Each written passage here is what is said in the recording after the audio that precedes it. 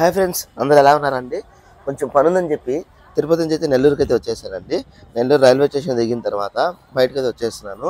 నెల్లూరులో అయితే వర్షం పడినట్టుగా మబ్బులు అయితే వేసుకుంది, కానీ పూర్తిగా అయితే వర్షం పడట్లేదు. అక్కడి నుంచి బయటకు వచ్చేసాను. ఆ బ్రిడ్జ్ గమనించారా?